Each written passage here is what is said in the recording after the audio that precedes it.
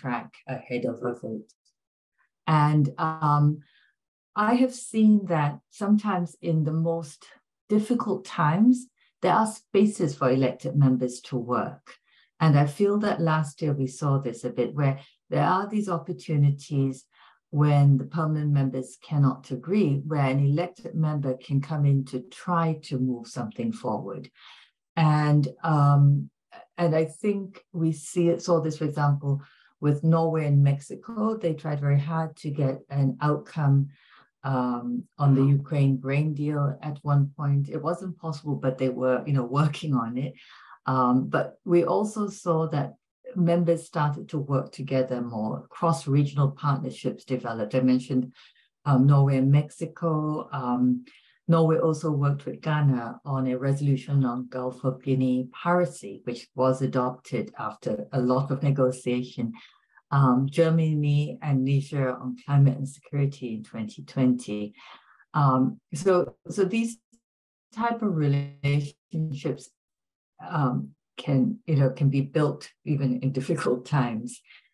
One of the things that was an interesting development last year was what we call penholderships, which is really sort of the way in which a member might lead on an issue, where they draft resolutions and they negotiate them, or they lead the negotiations, call meetings on an issue.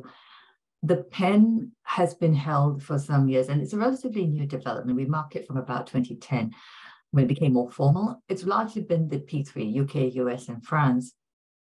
But last year, somehow, Ukraine created certain opportunities for co-pen holderships between the permanent members and elected members. And we saw, for example, Albania and the US becoming co-pens, France and Ecuador on the humanitarian track on Ukraine. Mexico also was a co-pen holder with the US on Haiti and the UK on Colombia. And we have seen at least the Haiti relationship continue now with Ecuador, and France and Ecuador on the Ukraine humanitarian. This is, for those of us watching the Council closely, an unusual development.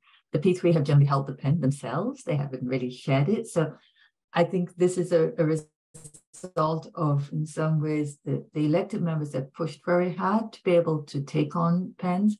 There are some that they have done, traditionally over the years. The Syria humanitarian track, which I mentioned, is one.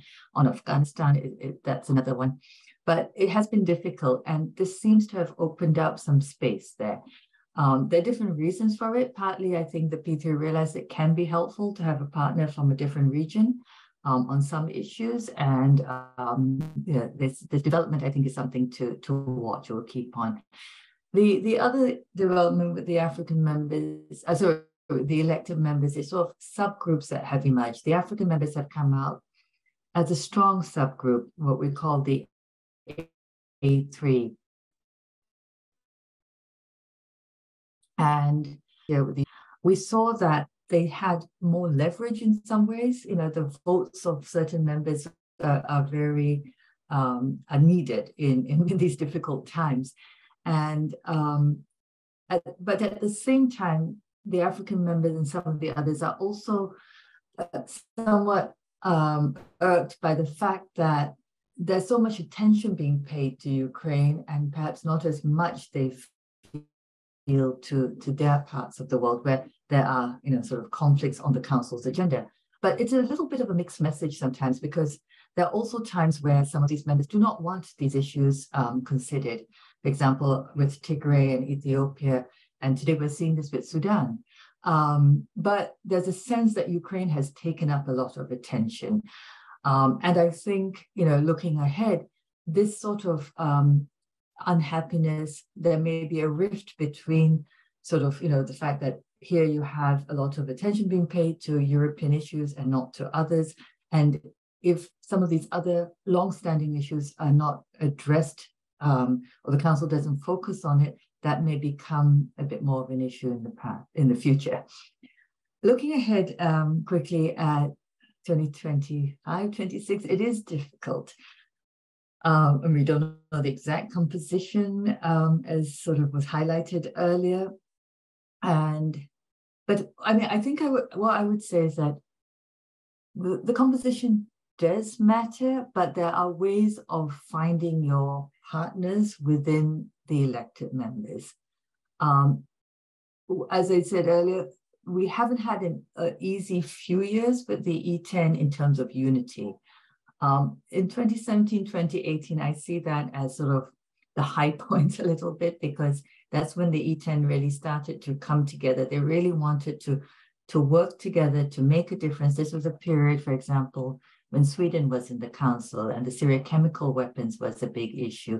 And they really, I think, led the elected members in trying to do something on this issue.